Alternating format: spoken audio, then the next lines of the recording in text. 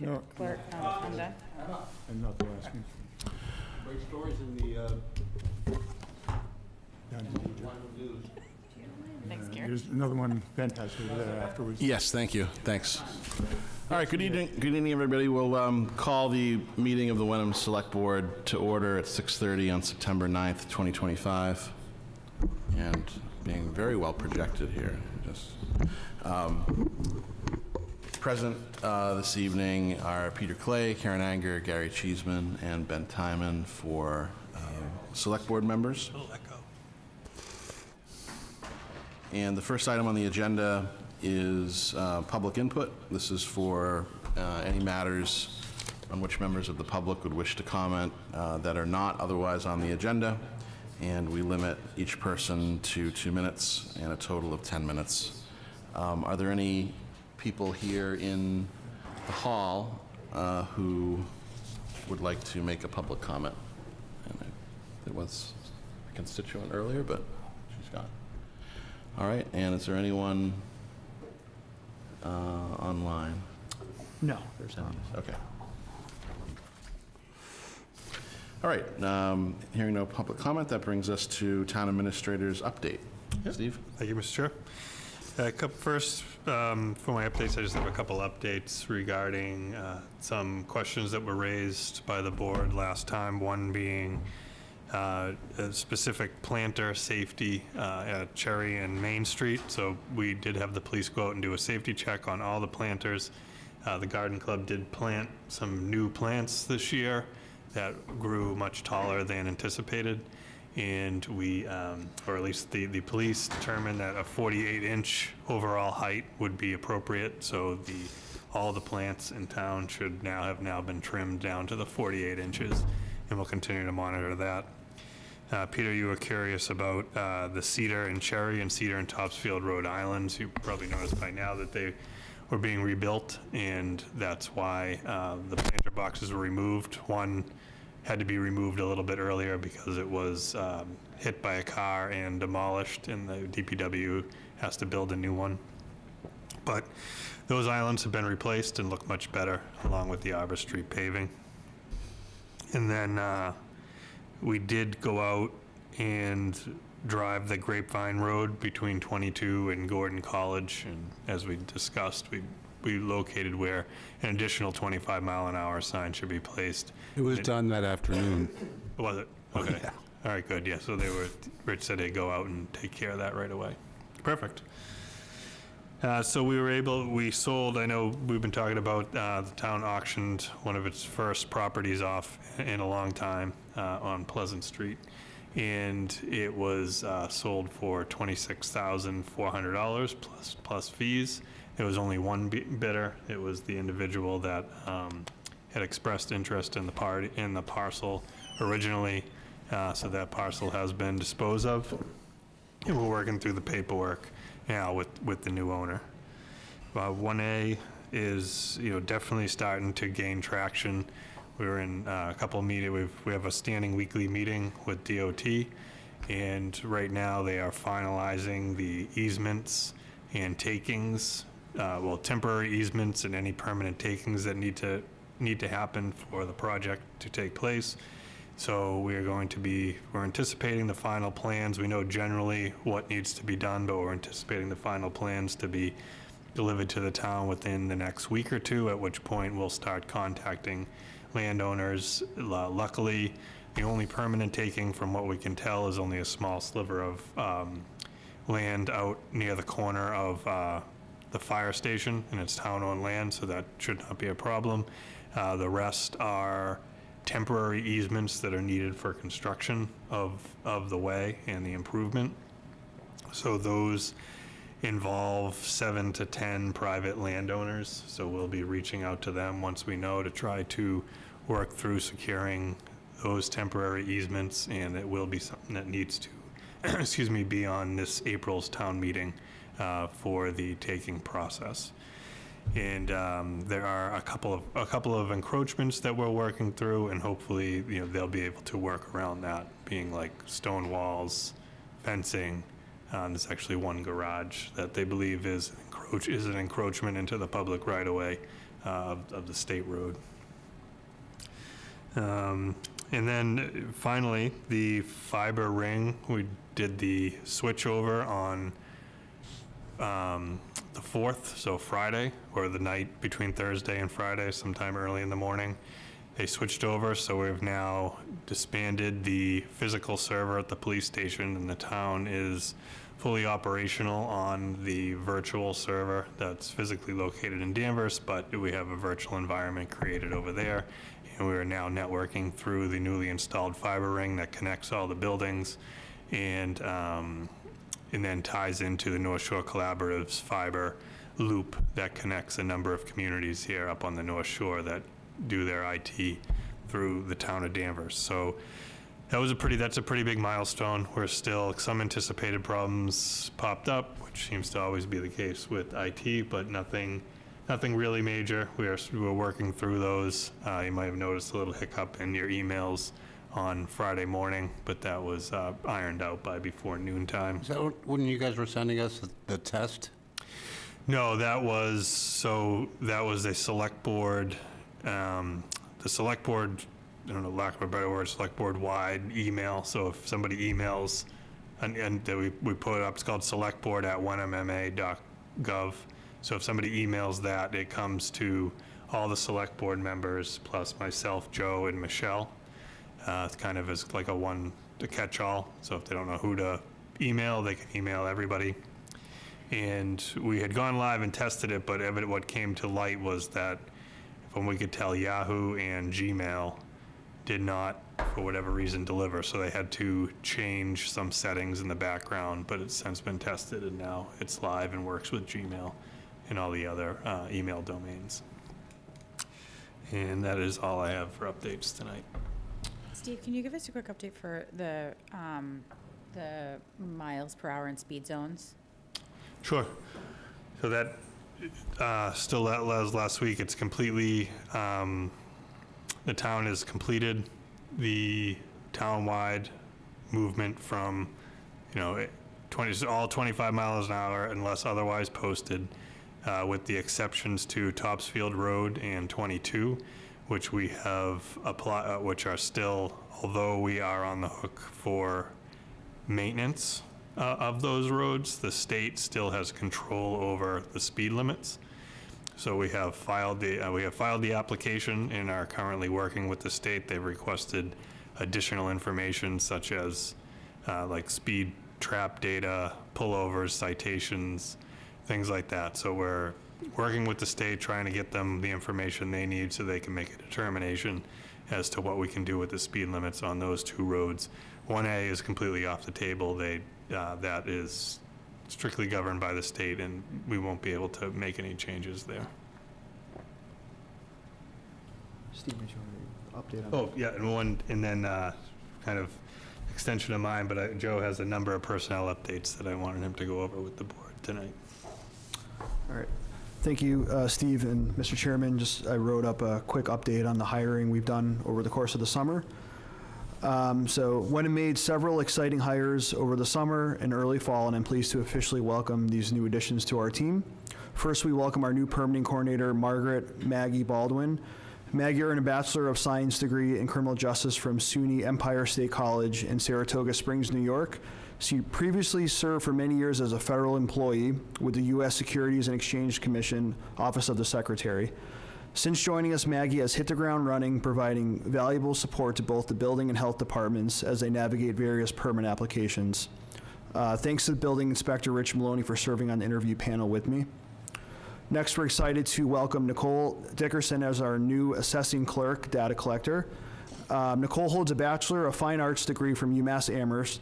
She brings with her a strong background in real estate, having worked as a private appraiser for Manchester by the Sea.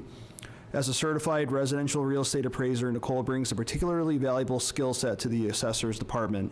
She has already been out in the field with our assessor, Terry Fontaine, conducting inspections.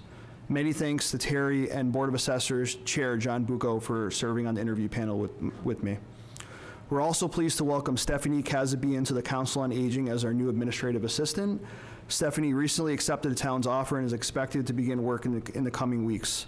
She holds a Bachelor of Arts degree in sociology from Boston University and spent many years in the IT field. Most recently, Stephanie has been working as a Shine counselor, also known as serving the health insurance needs of everyone with the Commonwealth of Massachusetts. We look forward to her starting and bringing her wide-ranging experience to the COA. And on this interview panel, I was joined by COA Director Jim Reynolds and Outreach Coordinator Jeannie Moran, so thank you to them as well. Finally, we're proud to introduce Kara Washington as Wenham's first shared health epidemiologist. This is a role made possible through the Eastern Essex Regional Public Health Coalition, also known simply as the Coalition. I had talked about this coalition at a previous meeting this past summer. But as a reminder, the coalition operates under the umbrella of the Special Commission on Local and Regional Public Health and represents a collaborative partnership between Wenham, Hamilton, Essex, and Rockport. The coalition enhances the effectiveness and consistency of public health services by sharing resources, personnel, and expertise across member communities. Kara earned her Master of Public Health in Epidemiology from UMass Lowell and most recently served at the Massachusetts Department of Public Health, where she focused on health equity initiatives, infectious disease surveillance, and public health data analysis. Her position is funded through the coalition grant, and we're thrilled to have her on board. Just a quick update on the Department of Public Works. We did extend an offer for the DPW's driver operator position, but the candidate unfortunately declined. However, town administration continues to actively work to fill this role, as well as the current vacancy for a DPW mechanic. Overall, I'm extremely proud of the town's onboarding efforts this summer. We look forward to hosting a welcoming reception for our new employees in the coming weeks as we fully step into the fall season. Thank you. Great. Thank you, Joe. Any other questions for either Steve or Joe from board members? No. I don't have any comments other than to welcome everybody back to in-person meetings and hope everyone had a pleasant summer. And also just to note for the record that Select Board Member Parati is present. And with that, I will see if any other members have comments under the reports and announcements section while we start to the left with Deirdre and go in that direction. Cool. Okay, today I was fortunate enough to spend the day at the State House for Sustainability Day. I think it was the first time this was done, but it was a terrific event with Kate Mallory and I, our land use director, went to Sustainability Day and we had a terrific time, lots of inspiring people to talk to, many people from other municipalities. We got some great ideas. We had two members, excuse me, of our climate committee also attend, Lucy McGovern, the chair, and Tom Starr. We heard a keynote address from Melissa Hoffer, the Massachusetts climate chief, and there were a lot of groups there that work in the climate space. So it was a great day to talk and really be inspired. And I want to thank Representative Hannah Bowen, who sent us the invitation. We spent some time chatting with her. We saw Representative Kristen Kastner was there, had a great time talking to her. And Representative Sally Kerins was kind enough to invite me in to see her office, and we had a great conversation as well. So terrific day, being in the State House, being in the company of all these inspiring people. So I want to say thanks to everyone who was part of that. Thanks, Peter. I have two things. I think at least Gary, I'm not sure about anybody else, went to the Friday Night Lights first game against Triton. I mean, that facility is spectacular. I mean, absolutely spectacular. And I went and watched a women's soccer game this afternoon. And it's amazing. I mean, they have so many fields over there. And they finally have tennis courts. So we actually have tennis courts, so we're not like trying to play in Pingree Park or all kinds of other places. The second thing is, the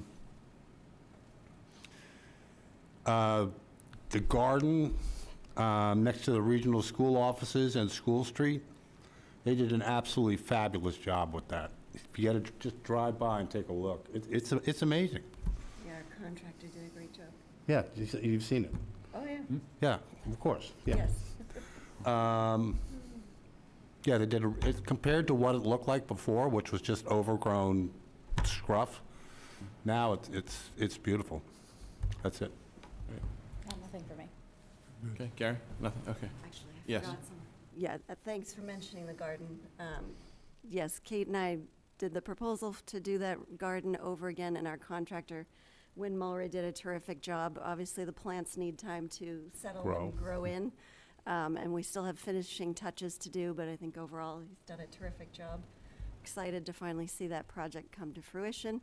And I also wanted to say congratulations to the schools for another thing, because I was delighted on the first day of school to not hear, because they're silent, but see an electric school bus pull up to my front door to pick up my daughter, and that was thrilling. And that was a wonderful collaboration with the Hamilton Wenham Climate Action Team, the school superintendent, school committee, and Highland Bus Fleet, and somehow pulled off a grant and got these buses online for the start of school, which was remarkable turnaround.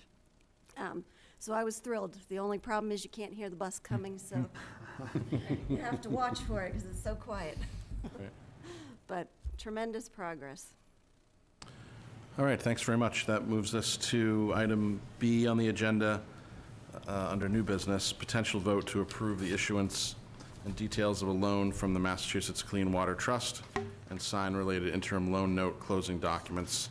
Staff to provide an overview of Clean Water Trust septic loan program, followed by a select board discussion and potential vote to approve and sign the loan documents. Steve? Yeah, Jeff's here to shed a little bit extra light, but just quickly for folks, this was approved, this program was approved at our most recent April town meeting. And basically, it's a very advantageous funding source for folks to get their septic systems done, but Jeff can fill everybody in on the details of it. Yeah, thank you, Steve. So, yeah, this was approved in April of '24, actually, and it's taken about a year and a half to get it up and running with the Clean Water Trust. So we approved as a town $500,000 to participate in this program. And sort of think about it like a credit line. So what we do is we open the program up to residents who have failed septic systems. They have to have a failed system. They present that to us, and then they can receive funding from us. We give them funding ahead of time, and then we apply to the Clean Water Trust to reimburse us for what we've fronted to the resident. So in very short order, 30 to 45 days, we're whole on the money we've given out. And then that resident will enter into a betterment agreement with us, typically for 20 years. They can go a shorter time if they so choose. But they're able to get a loan through the town, through this program, for 4%, which is still very advantageous relative to like a HELOC or a mortgage at this time. So it's really a great program. What you're signing tonight is the interim loan agreement. So what happens is they will probably give us like $200,000 in our first tranche. And when we utilize, let's say, over $100,000, they will take that amount and they will package that up with other loans from communities all over the state to actually sell a big, huge bond. And at that point, that first tranche we'll start paying on the amortization and things like that at that point in time. But it could take, in Essex, it took almost 2 years for us to start making a payment after receiving funds. So it's a great program, and there's really no cost to the town. It's a great benefit to the resident. And we actually, because we pay a lower rate, we pay a 2% rate to the Clean Water Trust, we charge 4% to the resident, which is still advantageous. We will make money on this over time, which you then can actually, based on my quick calculation, we might make enough money to go over and above the 500,000 and maybe support another 2 or 3 systems over and above what we've been authorized with at town meeting. So I'm really happy we got it off the ground. We actually have the first person is in the system right now. We've just told them to go forward, which I believe it's quick based on my experience in Essex. And I don't believe Hamilton has actually funded one of these yet, and they approved this ahead of us. So I think some of the residents feel like we're behind, but I think we've actually done this pretty quickly working with the Clean Water Trust. So that's all I have, and that's kind of the summary, but if anyone has any other questions. Thank you, Jeff. Any questions for Jeff? Steve, anything else? Nope, that's all. Thank you. All right, thank you very much. I'd entertain a motion to approve the issuance and details of a loan from the Massachusetts Clean Water Trust and to sign related interim loan note closing documents. Go ahead. So moved. Is there a second? Second, Peter Great. Clay. All right, we'll take a roll call vote. Gary? Yes. Karen? Yes. Peter? Yes. Deirdre? Yes. And Ben is yes. It's unanimous. Great, that moves us on to item C, overview. Oh, sorry. Sorry, no, I just, I told Eric that probably 7 o'clock. I Oh, don't see him okay. here yet, so. He's right here. Well, give him 30 seconds. He's on the phone. Oh, all right. I'll say if we wanted to jump down or we can wait. No, he's literally right here. Okay. Let's see, what do, C. yeah, so we won't do D yet, or E, or F, so, yeah, we'll just wait. Here he comes. We can He's just- right Coming at the door. through. Sorry about that. That's all right.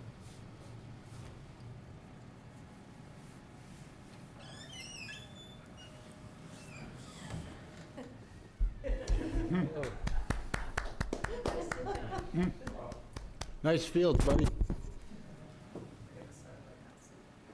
Yeah, we're a little ahead of schedule, so. Item C is overview and discussion of the Hamilton-Wenham Regional School District election scheduled for next week, September 15th. And we're pleased to have with us tonight Dana Alara, the chair of the Hamilton-Wenham Regional School District, as well as Superintendent Eric Tracy to provide that overview and discussion. So whichever one of you would like to speak first, we'd be happy to hear from you.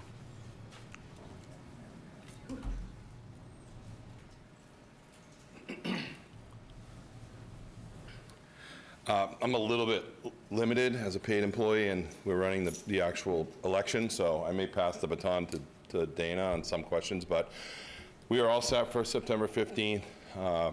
Election will be noon till 8. In Wenham, they'll be voting at the Wenham Museum, which has been used in the past for, I think, a presidential election. I think the 2024 presidential election was done there. So we're working with town clerks in both communities. They've been fantastic. I learned a lot about elections in a very short amount of time, so thank you to both of them for their expertise. We seem to have all the ducks in a row. We've worked with police departments to figure out parking and maneuvering traffic and trying to figure out who's going where at what time. We figured there will probably be some substantial waves coming in to vote. So we're looking at that from multiple perspectives based on location. As you may know, Hamilton votes in the rec center right on this property, and then with the construction at Town Hall, we're just trying to make sure that everybody can get in and access. The election is 12 to 8. That's the longest we can run it under the state law. It can't be less than 4 hours, must be more than, no less than 4 hours and no more than 8 hours. So we figured an overlap of 12 to 8 would be a good opportunity for as many people as possible to get there during the day, middle day, and kind of end of the evening. So certainly entertain any questions if you have them. I have a question just for the public with respect to the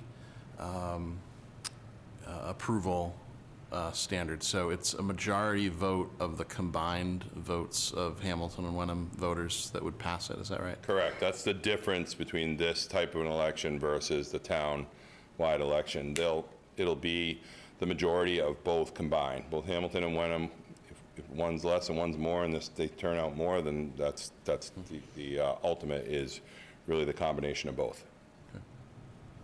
So I have a question, which is really more to the town clerk. We have to make it very clear. People are going to be holding signs. And we need to lay out exactly where they can stand. I bet you have an answer. I know you actually had this discussion The with my wife. 150-foot rule is very set. There's no wiggle room there. We have a map. The police will be aware of that. Okay. Can you post that map prior to the election to ensure that we don't have any problems? I can do that. I can put Yeah, that we on do. the website, and you can do whatever you want outside that. Feels so nice to be in the news. And so right now, we do have 3 details. Diane, sorry. Just if you could stay up, just because Okay, my go next ahead. question is going to be for you. We do have three details, so they haven't all been filled yet, but we have had 3 details posted for some time. So we are, anticipating having an officer out in the parking lot, an officer assisting with traffic and crossing should folks need to park across the street, and an officer that will stand inside. The town has suspended all construction activity for Monday, so there will be no construction work done. Additionally, the museum is closed, and any of the employees that do work that day at the museum will be parking off-site. Similarly, all town staff will be parking off-site. The town has also removed all the emergency response trailers and other vehicles that were priorly stored at the upper lot have been removed and brought down to the DPW facility. So, we're expecting we've probably gained, even with the construction going on, we've probably gained 15 or 20 spots between everything over what was available at the presidential election. And we're expecting a similar turnout at utilizing the same location. So hopefully we should be all right on that front. I just had a question on the sign. So given that the polling place for this election will be at the Wenham Museum and not in Town Hall, presumably that shifts the radius, and if so, does that mean that where traditionally people could hold signs in front of the Hobbs House, I guess, or the building next to the Wenham Museum, to the left of the driveway, if you have your back to the museum, traditionally that's outside the 150. I don't know whether now it would be within, given that the polling place is at the museum. So from Main Street looking at the museum? You're Yes. talking about the corner? Yeah, if you're standing in front of the museum, to your right, there's that area along 1A that, under normal circumstances, is outside of the 150 because Right, people it hold will not signs be there. outside. So it no longer will be. Right. So I guess all the more reason, as Karen was suggesting, that Yep. that be posted ahead of time because people are used to holding signs there. Okay. But that'll change. At one so, spot, yeah. And to be clear, from a sign perspective, we've had this come up before as far as an issue. All signs have to have a physical being held. Yes. There's nothing that can be put on a truck and then Yes. put in front of the church. In Wenham, you must hold your sign. Correct. Yep. I had one other question, which is probably more of a statement, just seeking to get confirmation of this, because I know there was a letter or two in the Hamilton Wenham News over the past few weeks, sort of questioning the legal significance of this vote. So my understanding is that if this vote passes, again, majority vote of the total votes of both towns, that the project is approved locally. So all of the other approvals that were required have occurred, both with respect to the authorization and the debt exclusion, et cetera. That's it. If it passes here, we're on track to proceed with the project. If it does not pass, then we obviously are not. That's accurate? There aren't any further votes at town meeting or at the ballot that would be required if this passes? If it passes, that is accurate. It will move, the project will move forward. If it passes Monday, we'll start Tuesday, getting our ducks in a row with our OPM and our architect, and then begin to move forward in the design stages that are coming pre-built. We still believe we're on target for both the cost and the timeline. There were some contingencies built in that we might chew into a little bit in that project, but other than that, it feels like we're still on time. In talking to we had a conversation with both the OPM and the architect to see where this pushed us through. So if it were to pass, it would still break ground probably summer of '26. Great, okay. So I think now, Chair Lara, if you would like to make some remarks, and then we'll open it up to any questions that. Yeah, I don't think I have anything to add, really. I just wanted to make sure I'm accurate with Diane, that I just wanted to make sure, in terms of the election, people are clear that there's no early voting, absentee voting. Are you still taking appointments for absentee? Yes, yes. And absentee means that you are either out of town on Monday, or you have a religious reason that you are unable to vote on Monday, the 15th, or you have a disability that makes it so that you are unable to vote on Monday. but early voting and regular mail-in voting are not available. So that's the only thing I had to add. Do any board members have additional questions for our guests? All right. Are there any members of the public who, or actually any members of the public here, either from Hamilton or Wenham, who wish to speak or ask questions? Seeing none? Online? No. Yeah, we are very lightly attended in general tonight, which everyone is completely satisfied with how things are proceeding in Wenham, I guess. Gary? And we got time for a couple of comments? Yes, please. So I think this board has repeatedly supported the school project, and I hope people will take a look at the fact that this school project, as reviewed by 2 FinComs, 2 select boards, OPM and so forth, is the fiscally responsible way to go. And also, in this day and age, I think it is the best solution to make sure all the children in both towns have the safety, security, the environmental and room space, and the proper classroom setup that we need. So I hope everyone will turn out and vote yes on Monday, the 15th. I would just like to echo all of Gary's comments. It's the right way to go. Okay. Karen or Deirdre? What's that? Gary said it all. Okay. I would just like to make one comment. I also fully support this project, and as Gary alluded to, the board has voted unanimously on at least one occasion through this process to support it. I think we should acknowledge that, you know, there are members of the community who are a little bit unsure about the process and how we got here, and no one would point to the series of votes in the process over the last year or so as sort of a model of, you know, clarity. There has been a shift from the town meeting 2/3 vote to this completely legally available district-wide majority vote. And so, you know, to the extent that there are voters out there who have a sour taste in their mouth over the process, I think that we should acknowledge that that's understandable, and that as a series of boards across both towns, that we can and will do better in the future in terms of you know, having a plan in place for approving large projects such as this.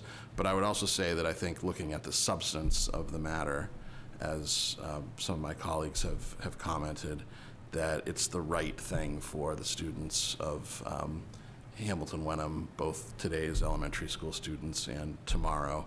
It's the best thing fiscally, as both FinComs have detailed quite a bit. And it's a project that's enjoyed a solid majority of support throughout all of the votes. So I hope that people will focus on the facts and the substance of what's in the best interest for the district school children. And I want to thank both of you for coming to speak on the issue. Thank you, and for all your work on the project. All right, that moves us to item D, review and discussion of the Iron Rail Best Use Study, including consideration of whether to advance any findings for potential action at the next annual town meeting for Wenham in April of 2026. And we may take votes. The report itself, as the members know, is in the meeting packet.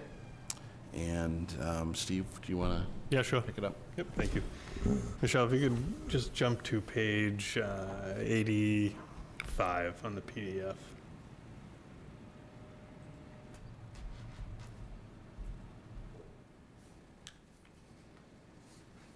So, starting here, I think just as an overview, I think everyone probably remembers the presentation, and the long and short of it was that, we've kind of divided the land into 2 primary areas. The one of them being the one you see before us. It preserves the DPW station in its current location. If you look at the on your lower left-hand side, you see a circle, and then immediately adjacent to that is where the small softball or little league field is. That's where the proposed solar farm that we discussed at the prior meeting is. We're currently moving that forward, trying to align anything that needs to be, any votes that need to be taken on the town's behalf for the leasing of the land take place at this upcoming April town meeting, 2026. So I felt, as I put together kind of our direction, I'm planning to go over an update to the goals and objectives at our next meeting and lay out, where we want to put our capacity and work towards through the next fiscal year. I wanted to see if the board had any appetite to align any of the findings in this report, given the lengthy timeline that it would take to arrive at any one of these options, given that it would most likely need some sort of zoning change to the area, and it would definitely need some sort of town meeting vote to dispose of the land. So, I'm kind of opening it up. Is this something that the board would like to direct the planning board to work to either draft some proposed zoning for the site to accomplish some of these findings? Or is this something that the board is not willing or, doesn't have the desire right now to take this up, given everything else that's going on, and this will be likely another polarizing issue. But we're talking about next April. Yeah, so it'll be April, right, so I think really two things would have to happen, and whether they both happen at the next town meeting is, obviously remains to be seen. But you'd have to have some sort of zoning you'd have to have a zoning drafted, and then a zoning change would have to be put in place, and then also you'd have to have authority to dispose of the property.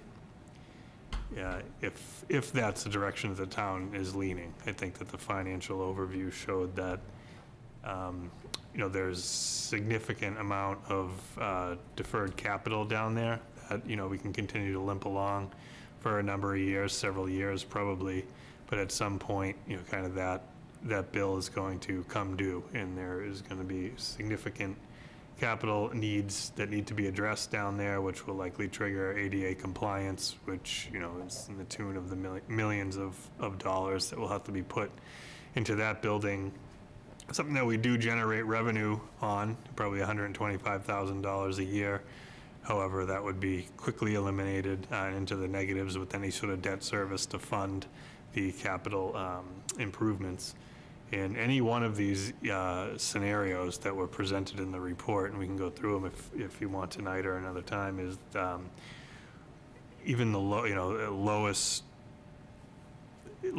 alternative use. I believe it was a use actually in continued use where the town sells the building and just basically says you got to keep it as office space or general retail rental space, and that in and of itself be placed on the tax rolls, ignoring the lump sum injection of cash you'd get at the sale, which is probably somewhere in the $1 to $1.5 million range, would be reoccurring tax revenue growing at 2.5% each year, probably to the tune of about the same $125,000-$150,000 that we're generating now.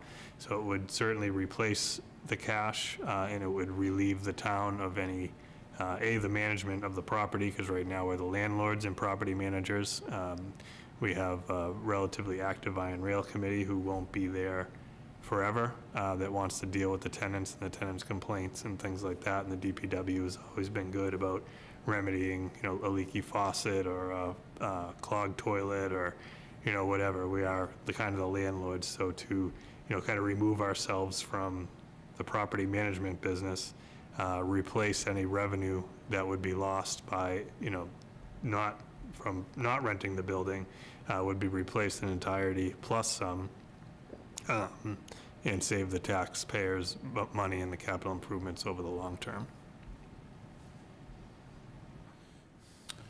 Any thoughts from members on how to proceed?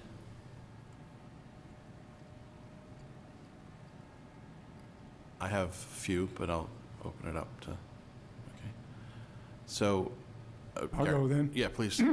I think it's one point that we really need to consider is, as we've seen the papers recently, there's other large potential developments out that way.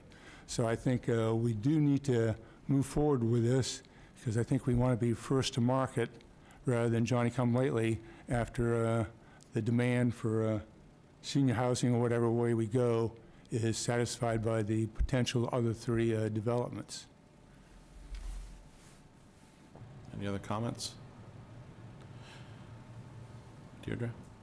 Can you just, I know you just said this, but I'm not sure I grasp it. So potentially for the Springtown meeting, we would need to both, if we move forward, request approval from the town to dispose of the land and be prepared with the zoning change at the town meeting?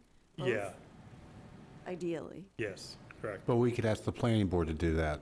Yeah, the planning board, I think a memo, I could draft a memo from the select board, asking them to draft, zoning, or maybe they have some ideas. I think the two outcomes that I thought would be probably most digestible and advantageous to the community are the one you see before you right now on the right-hand side, which would be an independent living, which actually would, at least talking to Kate and Margaret, would fit under our existing independent living overlay district, because this would preserve existing historic structures and preserve open space, which is both requirements for that, to utilize that, which is in our zoning already. So if that was something that, it's what Pulte Homes was proposing to develop under, and it's also what we have a number of developers inquiring about Penguin Hall, which would be looking to develop under that as well. The other one was... Is that the senior overlay district? Yeah, yep. And the other one was a mix of, single-family homes and maintaining the iron railing building. The exterior envelope, the facade would remain relatively unchanged, and it would be converted to condos, and then it would be surrounded by somewhat cluster subdevelopment of 3 or 4 or 5 homes within kind of that circle. Those are the two scenarios that I thought. And then if you can go to page 87.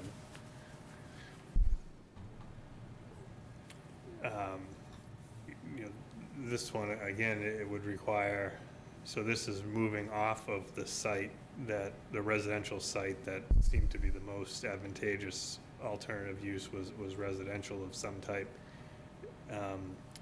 For the main site, immediately adjacent to the DPW buildings down on the lower left, is you have possibilities of development. And when we did the charades exercise at one of the public hearings, it was,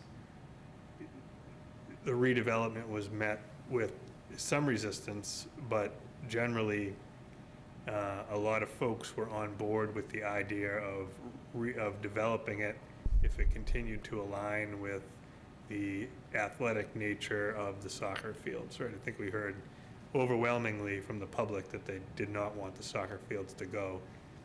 But if there was any sort of supplemental use that we could develop, and such as an indoor, the board has been approached by the Iron Rail Gymnastics with, a desire to purchase and develop a structure up there for indoor gymnastics. And I know that, this area is generally pretty hot for indoor athletic facilities such as soccer and things like that.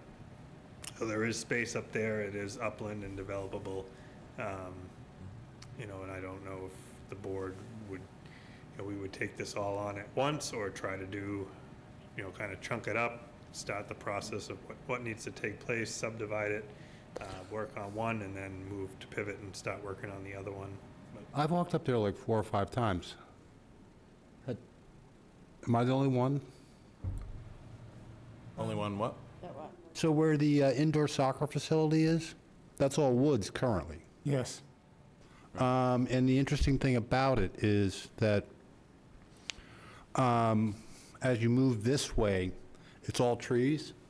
So you really won't be able to see that from Grapevine Road. That's correct. So There was a fair amount of public input that went into this report. There were at least 2, maybe 3 public forums, including that charrette that involved, I think, a lot of people, as I recall. It had a pretty good turnout. And so the spotlight was on this for, a while, and a fair amount of public engagement. And then the spotlight has moved away from this over the last year to some other things, like 3A and the school.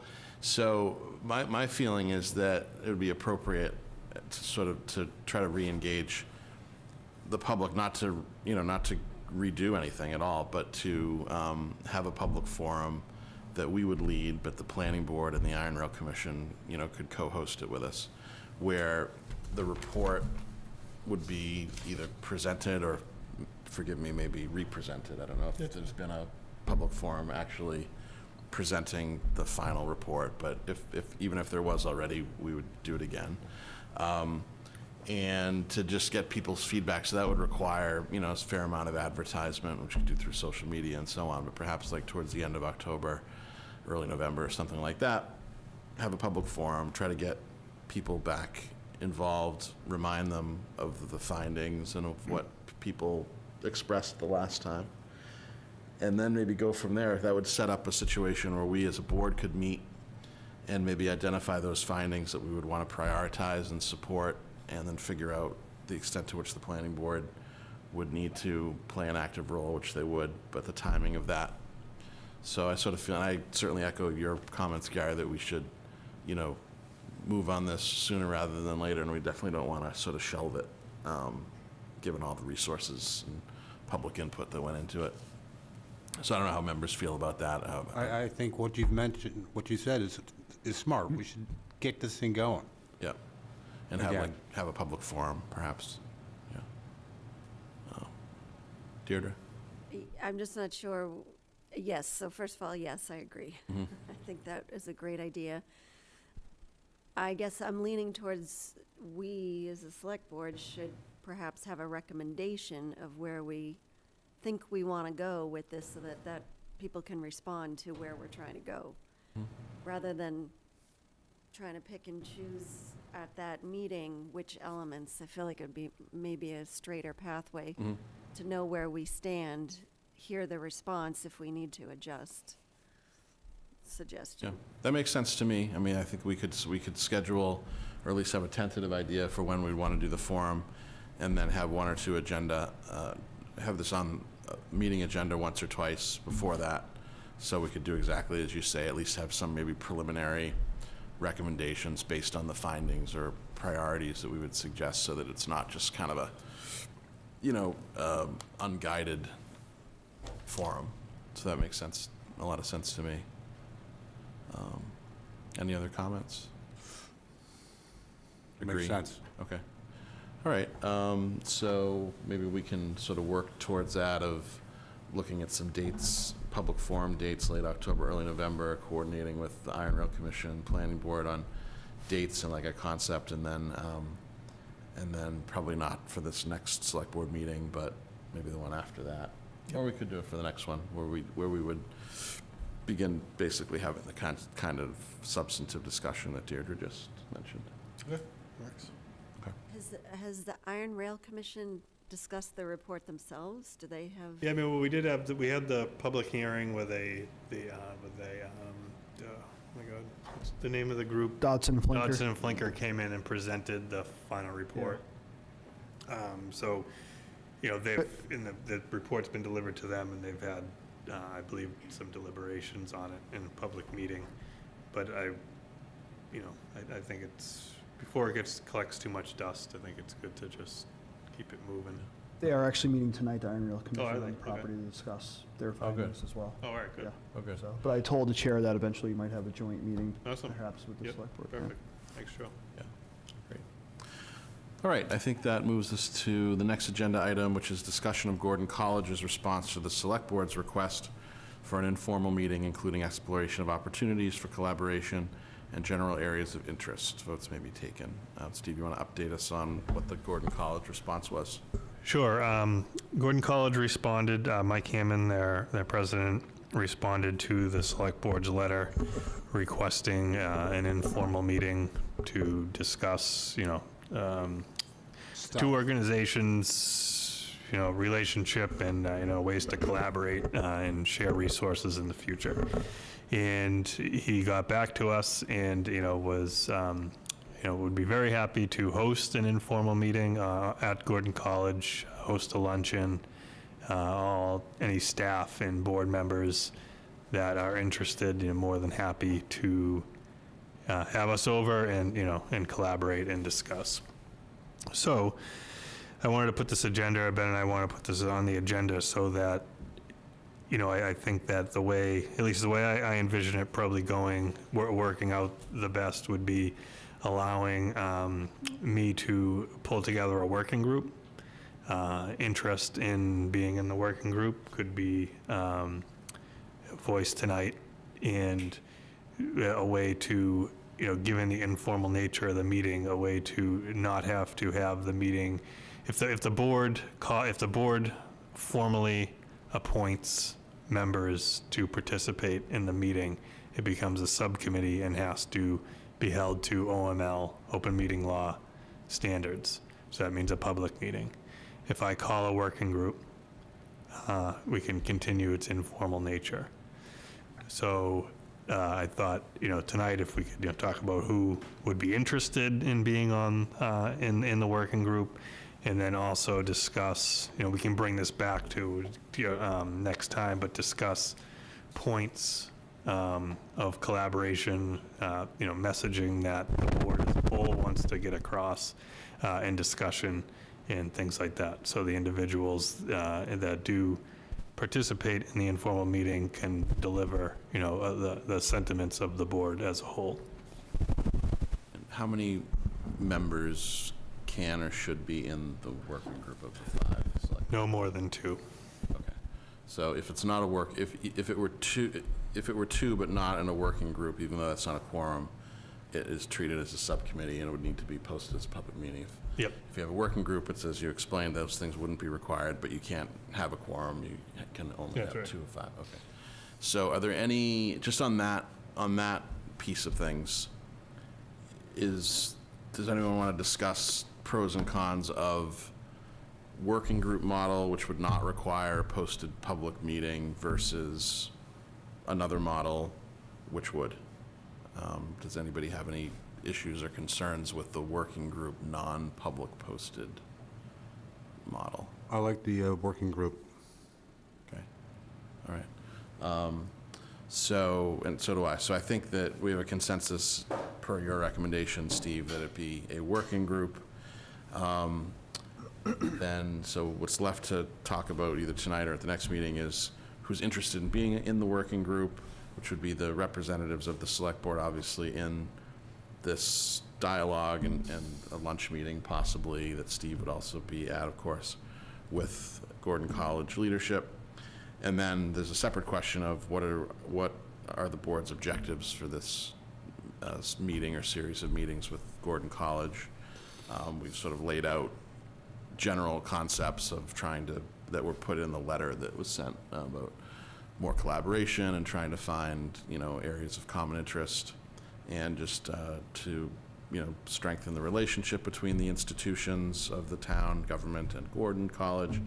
And I think also it's been discussed that the use of Gordon's facilities has occurred with the special town meeting when it had to be moved because of size limitations for Bucher.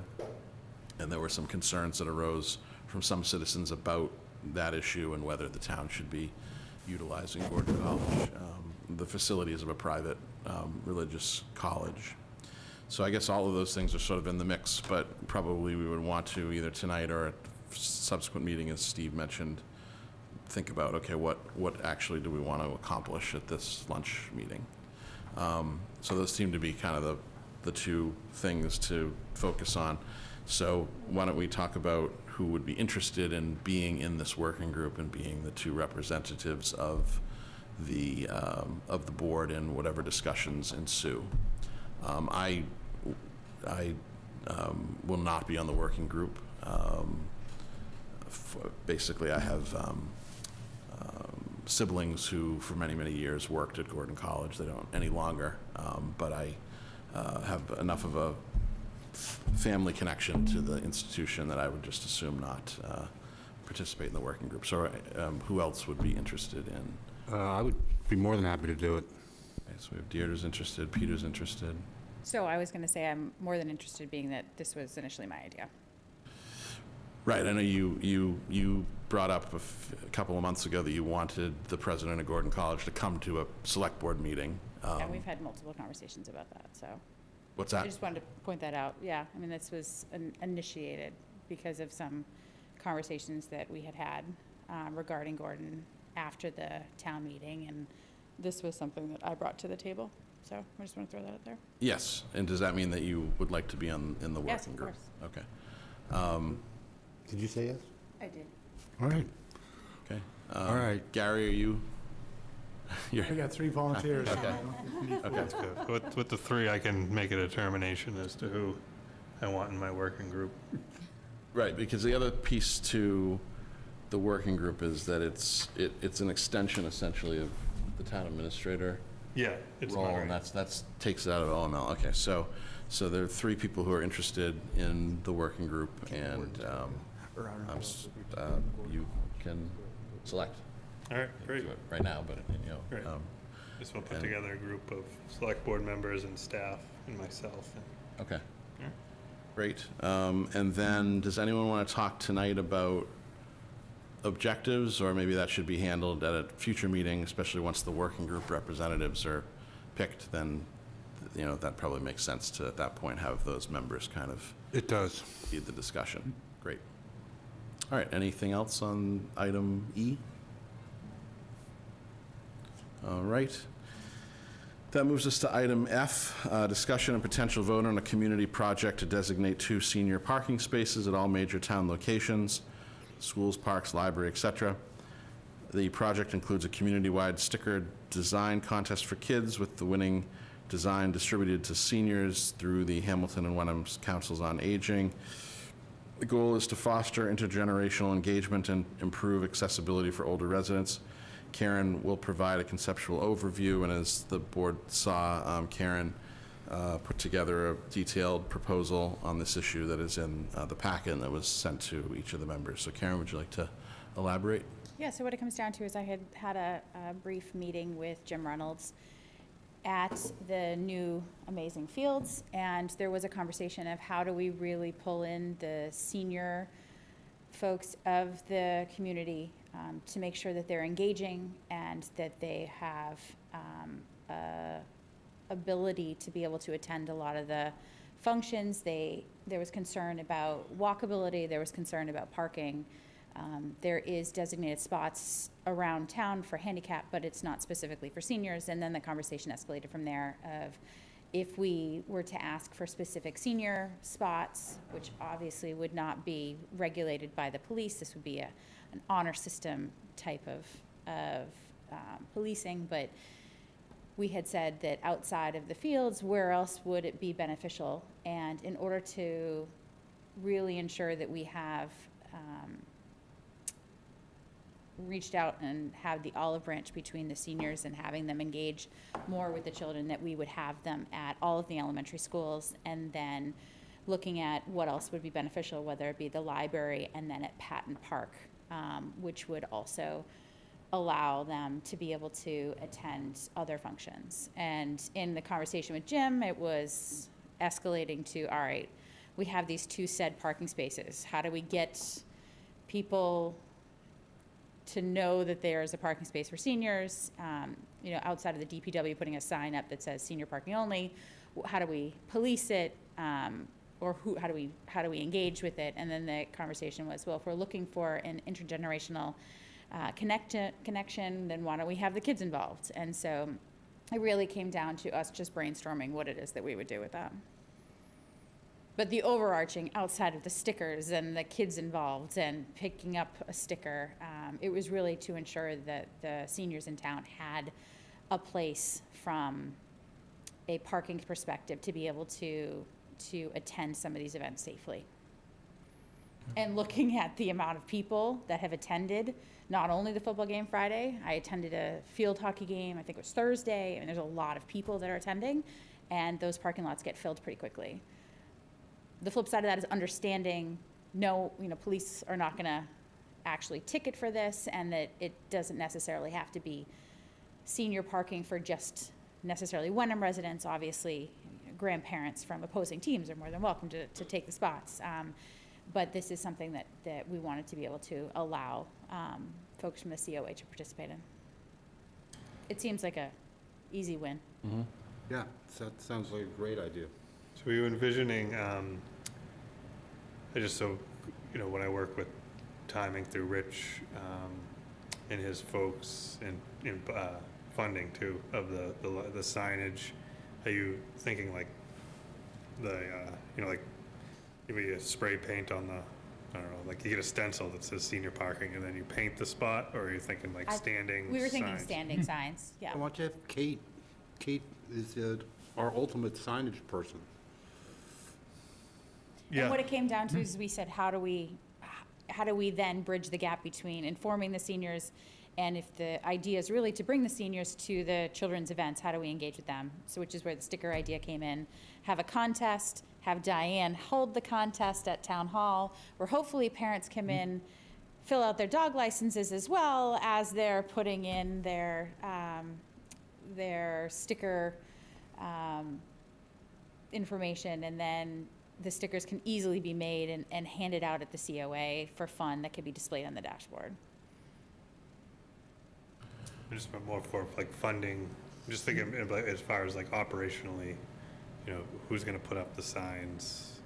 The signs are the only part that came, the stickers are easy, that would be fundraised, we wouldn't have to worry about that. And the Right, and just because I'll pull a signage team itself. meeting together and that's all. I just want to make sure that we're planning for the right thing. And then the West Wenham Park was also in there. There isn't a lot of parking spaces, so the answer would be, it would be one parking space instead of 2. Because if anybody's been up there, I think there's only 10 spots. So for the properties that are not Town of Wenham properties, so Miles River / the high school, certainly Pingree, Patton Park. Pingree is us. What? Pingree is us. Pingree's in Hamilton. No, it's us. No, Pingree's Oh, us. Pingree Park. I Patton. saw Pingree. I thought Pingree School. Forgive No, me. Pingree right over here. Yeah. The ones that we would need would be the high school, the new fields per se, and Patton. Right, and so we would just need to get like the buy-in from the school committee or from Eric on. That was unclear, which is why I was And asking. Hamilton. School committee and the Yeah, they Hamilton board. control the land where we own it, but their lease, they control. What's he gonna it. do, say no? No, I'm not saying they would. I'm just saying we just got to Oh, coordinate with paperwork. Hamilton and the schools. Like, we can't make the decision, I guess. Do I think they're going to say no? No. But we can't say we're going to put them there, is all I'm saying. Any other questions for Karen or comments about the program? My only other comment, it's really not an honesty system. Well, Because if we see people that clearly aren't seniors parking there, they're gonna get abused. they might get egged. That might be a thing. But from a police perspective, we can't go in there and say, Right. The police are going to issue tickets at all, or there would be. No, that I understand, but I think it's not honesty, it's gonna be, I think it's gonna be shame. It's gonna make this thing work. Well, let's hope not. I'm hoping that that's not. Well, if there are the people that part. are actually, like, violating it, Well, I'm Maybe not in it's- favor of public shaming, but I think well, it doesn't have also to be what's- public. Okay, well, Oh, You just go over to the not person and say, vigilante shaming either. right. The idea is really just to make sure that the seniors feel comfortable also in attending some of these things. And a lot of folks coming out of the conversation with the COA is that they would have liked to attend on Friday night, but they were concerned about parking. And so obviously in Friday's case, they would have had to get there at 3:00. But to have this there, hopefully that'll Well, alleviate some of their if they concerns. just put that, those, Or the cases that Jim and I talked about, that maybe they park at Bucher and they're bussed over and that's where the bus is for the seniors, the senior van is pulled into that spot, so it's right in front. So That's- there's many that's a- different options. that's So a the good idea was idea. just that we start to bridge this gap. I like it.